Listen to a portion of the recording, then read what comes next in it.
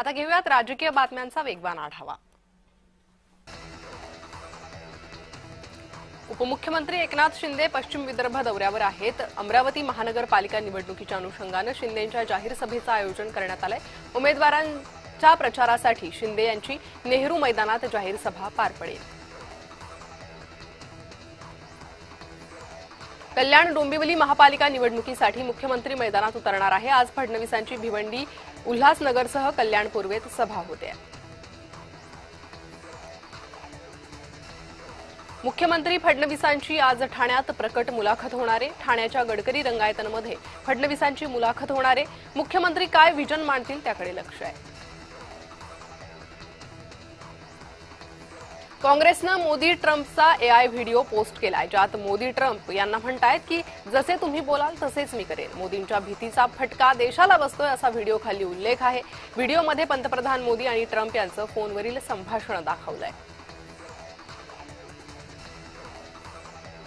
शिवाजी पार्कवर या असं निमंत्रण राज ठाकरेंनी दिलंय। कांदिवली, मालाड, गोरेगाव येथील ठाकरे गट आणि मनसे शाखांना भेट देताना राज ठाकरे यांनी आवाहन केलंय। 11 तारखेला शिवतीर्थावर होणाऱ्या संयुक्त सभेला जरूर या असं आवाहन त्यांनी केलंय।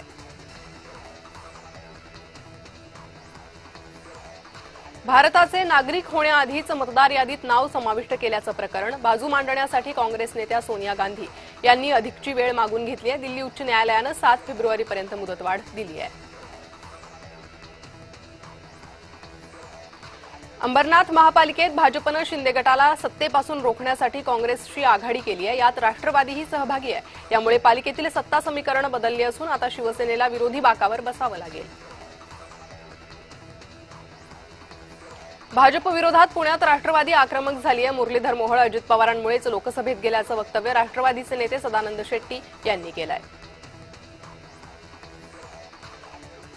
नागपुरातील प्रभाग 29 मधील महापालिकेची निवडणूक बिनविरोध करण्यासाठी भाजपनं ऑफर दिल्याचा गंभीर आरोप करण्यात आलाय। रामचंद्र गजबे या काँग्रेस उमेदवाराला भाजपनं 10 लाखांची ऑफर दिल्याचा आरोप आहे। भाजपनं नाशिकमध्ये राजकीय व्याभिचार सुरू केलाय। काल सलीम कुत्ता म्हणत होते, आज काय डोबारमॅन मांजर केली असं म्हणत ठाकरेंचे नेते अरविंद सावंत यांनी सुधाकर बडगुजर यांच्या भाजप प्रवेशावर आणि उमेदवारी देण्यावरून टीका केली आहे। मनसेत पक्षप्रवेश झाला यावर यशवंत किल्लेदार यांनी प्रतिक्रिया दिली आहे। दादरमधील शिंदे गटाच्या कार्यकर्त्यांनी मनसेत प्रवेश केला। पदाधिकारी एल्फिस्टॅन आंबेडकर नगरमधील कार्यकर्ते आहे। राज ठाकरे साहेबांच्या प्रेमापोटी ते मनसेत आले असं किल्लेदारांनी म्हटलं। शेतकऱ्यांनी नोंदणी करून ठेवली, अद्यापही मका खरेदी केंद्र सुरू झालेले नाही। मक्याचा हमीभाव 2400 रुपये असताना 1600 आणि 1700 रुपयानं मका विकण्याची वेळ आली आहे। ही जबाबदारी सरकारची असं म्हणत राजू शेट्टींनी राज्य सरकारवर हल्लाबोल केला। विलासराव देशमुख यांच्याबद्दल पक्षविरहित सर्वांना आदर आहे। त्यांच्या आठवणी कोणीही पुसू शकत नाही। निवडणुकीच्या काळात कोणीही दिलगिरी व्यक्त करत नाही, मात्र रवींद्र चव्हाणांनी दिलगिरी व्यक्त केली। कोणीही चुकीचा अर्थ काढू नये असं वक्तव्य मुख्यमंत्री देवेंद्र फडणवीसांनी केलंय। अजित पवार यांनी वीर सावरकरांच्या विचाराला विरोध करण्याचं कारण नाही। त्यांनी तसं केल्याचं मला माहीत नाही। त्यांनी तसं केलं असेल तर आमची भूमिका पक्की आहे। आम्हाला वीर सावरकरांचा विरोध मान्य नाही असं देवेंद्र फडणवीसांनी म्हटलंय।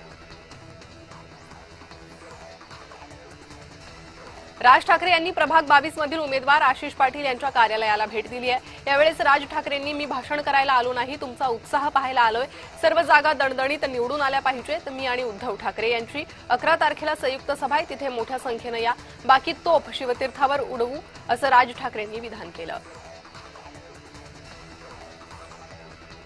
विरोधकांच्या बिनविरोध निवडीच्या आरोपावर फडणवीसांनी प्रहार केलाय। देशाच्या संसदेत आतापर्यंत 35 खासदार बिनविरोध निवडून आले, त्यातील 33 खासदार काँग्रेसच्या काळात आले तेव्हा लोकशाही जिवंत होती। धुळ्यात 4 नगरसेवक बिनविरोध आले तर लोकशाही धोक्यात कशी असं म्हणत विरोधकांच्या आरोपाला फडणवीसांनी उत्तर दिलं।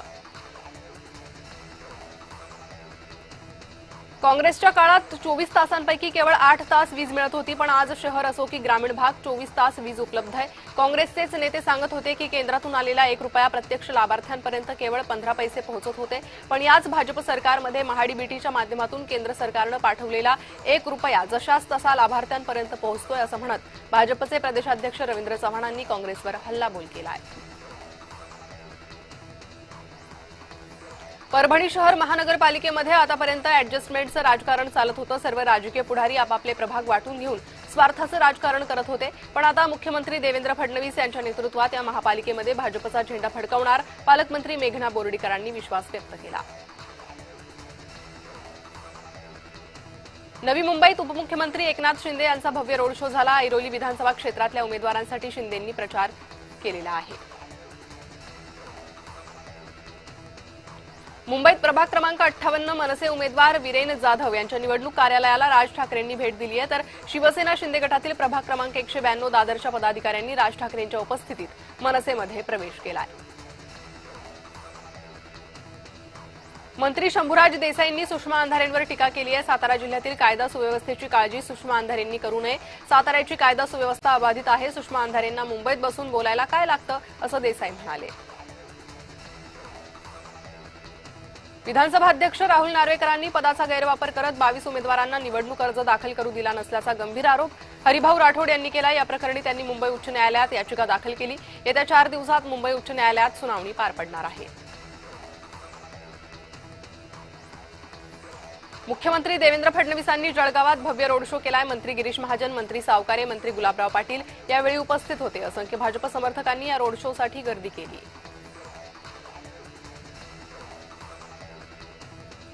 माजी आमदार नितीन भोसले यांनी शिवसेनेमध्ये प्रवेश केलाय। उपमुख्यमंत्री एकनाथ शिंदेंच्या उपस्थितीत त्यांचा पक्षप्रवेश झाला।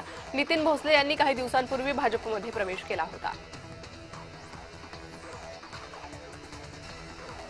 माजी नगरसेवक संतोष धुरी यांच्या भाजप प्रवेशानंतर मनसेला आणखी एक मोठा धक्का बसलाय। प्रवक्ते हेमंत कांबळे आणि सरचिटणीस राजा चौगुले यांनीही शिंदेंच्या शिवसेनेत प्रवेश केला। पुण्यामध्ये अजित पवारांनी बैठकीत सगळ्या उमेदवारांना मार्गदर्शन केलंय। शेवटच्या माणसापर्यंत पोहोचा, आपण केलेलं काम जनतेपर्यंत घेऊन जा, अजित पवारांनी कार्यकर्त्यांना सूचना दिल्या आहेत। मागच्या धुळे महापालिका निवडणुकीत पूर्ण बहुमत दिलं, त्यामुळे सर्व आश्वासनं पूर्ण केली आहे। आज पुन्हा एकदा यावेळी 4 नगरसेवक बिनविरोध निवडून आले। काही लोकांना बिनविरोध नगरसेवक निवडून आले तर काहींना मिरची लागली आहे। तुझको मिरची लगी तो मैं क्या करू, असं म्हणत फडणवीसांनी विरोधकांना टोला लगावलाय।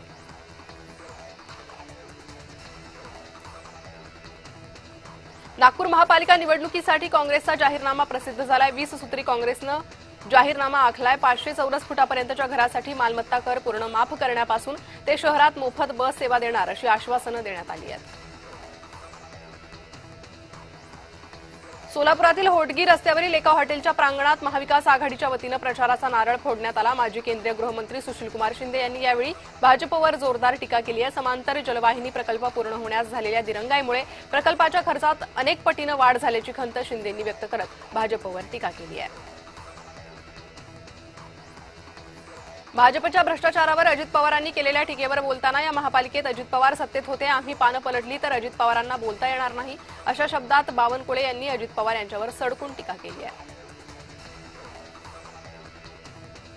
स्वर्गीय विलासराव देशमुख यांच्याविषयी कोणतेही द्वेषपूर्ण वक्तव्य प्रदेशाध्यक्ष रवींद्र चव्हाणांनी केलेलं नाही। मात्र काँग्रेस पक्ष सहानुभूती मिळवण्यासाठी त्यांच्या वक्तव्याचा पराचा कावळा करून अनावश्यक गाजावाजा करत आहे, अशी टीका भाजपचे प्रदेश प्रवक्ते राम कुलकर्णी यांनी केली। निवडणुकीच्या तोंडावर हरामाचे पैसे कमवून लोकांना देण्याचा काहींचा इरादा आहे। मात्र नवी मुंबईतील जनता सुज्ञ असून अशा प्रलोभनांना बळी पडणार नाही। पैसा वाटून मतखरेदी करण्याचा प्रयत्न जनता ओळखून आहे, असा थेट टोला वनमंत्री गणेश नाईकांनी विरोधकांना लगावला। धुळ्यात एवढे पैसे दिले आणि देणार, कारण मोदींनी पैसे दिलेत, शहराचा चेहरा बदलण्याचं काम केलंय। बेघर अतिक्रमित लोकांना 30 लाख घर देणार आहे। धुळे शहराला खानदेशाचे प्रवेशद्वार म्हणून प्रसिद्ध करायचंय। भगव्याचं राज्य आणण्यासाठी भाजपला मतदान करायचंय। भाजपला मतदान करा, पुढची चिंता आम्ही करू, असं आश्वासन फडणवीसांनी धुळेकरांना दिलं। दोन्ही राष्ट्रवादी एकत्र येण्यासंदर्भात एकनाथ खडसेंनी सूचक विधान केलंय। राष्ट्रवादीचा डीएनए एकच असल्यामुळे दोन्ही राष्ट्रवादी भविष्यात एकत्र येतील याची शक्यता नाकारता येत नाही, असं शरद पवार गटाचे आमदार एकनाथ खडसे म्हणाले। माजी आरोग्यमंत्री आमदार तानाजी सावंत यांचे तुळजापूरचे आमदार राणा जगजितसिंह पाटील यांच्यावर हल्लाबोल।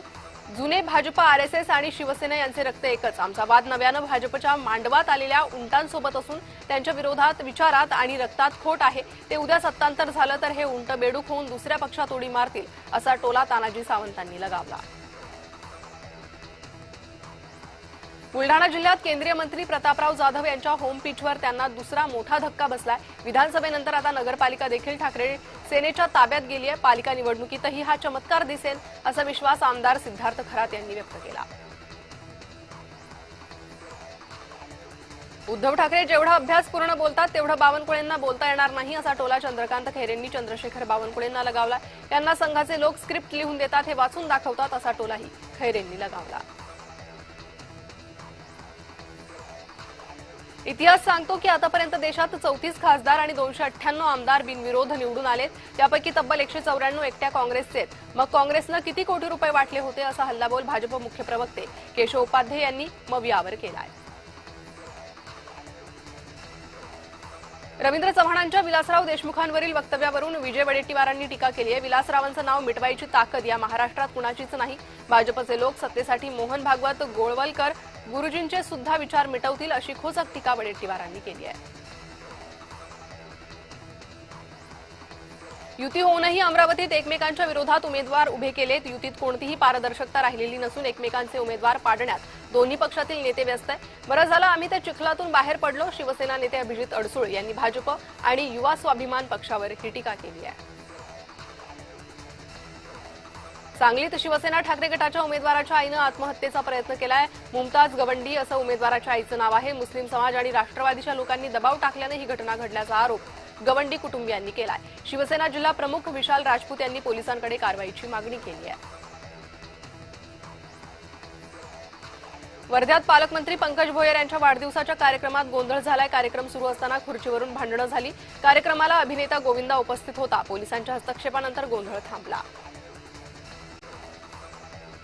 अकोल्यातील काँग्रेसचे ज्येष्ठ नेते हिदायत पटेल यांच्यावर जीवघेणा हल्ला झालाय. त्यांच्या मोहोळ गावातील राजकीय संघर्षातून मतीन पटेल गटानं हिदायत पटेल यांच्यावर चाकू हल्ला केल्याची प्राथमिक माहिती आहे. सध्या हिदायत पटेल यांना खासगी रुग्णालयात उपचारासाठी दाखल केलंय. रवींद्र चव्हाणांच्या विलासराव देशमुखांच्या वक्तव्यावर रावसाहेब दानवेंनी स्पष्टीकरण दिलंय. लातूरमधील सगळी कामं पूर्ण करू आणि तुम्हाला विलासरावांची आठवण येऊ देणार नाही, असा चव्हाणांचा उद्देश होता, असं दानवे यांनी म्हटलंय. तुळजाभवानीच्या भक्तांना आता प्रसाद म्हणून ड्रग्जची पुडी दिली जाईल, अशा शब्दात आमदार तानाजी सावंतांनी ड्रग्ज प्रकरणावरून घणाघात केला. ड्रग्ज प्रकरणातील जमिनीवर सुटलेल्या विनोद गंगणे याला नगराध्यक्ष केल्यावरून आमदार तानाजी सावंत यांनी ही टीका केली आहे. सुजाता आंबेडकरांनी केलेल्या टीकेला प्रणिती शिंदेंनी प्रत्युत्तर दिलंय. प्रणिती शिंदे भाजपसाठीच काम करतात, असं वक्तव्य सुजाता आंबेडकरांनी केलं होतं. तर त्यावर मित्रपक्षांनी भान ठेवून बोलावं. भाजपमध्ये जायचं असतं तर केव्हाच गेले असते. माझ्या रक्तात काँग्रेस आहे, असं प्रणिती शिंदेंनी म्हटलं. भाजप नेते दिनकर पाटील यांनी त्यांचे बंधू दशरथ पाटील यांच्यावर हल्लाबोल केलाय. दशरथ पाटील 25 वर्षांनी घराबाहेर निघतात. विधानसभा निवडणुकीत दशरथ पाटलांना फक्त 80 मतं मिळाली, असं म्हणत त्यांनी टोला लगावला.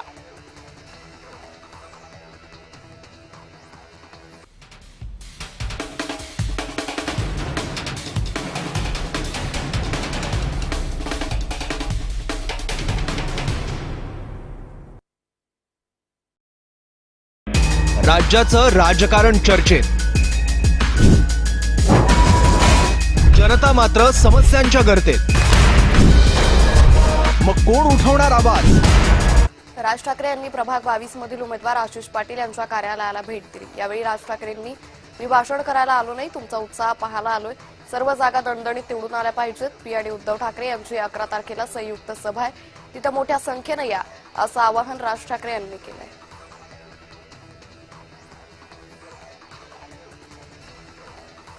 विरोधकांच्या बिनविरोध निवडीच्या आरोपावर फडणवीसांचा प्रहार आहे. देशाच्या संसदेत आतापर्यंत 35 खासदार बिनविरोध निवडून आले, त्यातील 33 खासदार काँग्रेसच्या काळात आले, तेव्हा लोकशाही जिवंत होती. धुळ्यात 4 नगरसेवक बिनविरोध आले तर लोकशाही धोक्यात कशी, असं म्हणत विरोधकांच्या आरोपाला फडणवीसांनी उत्तर दिले.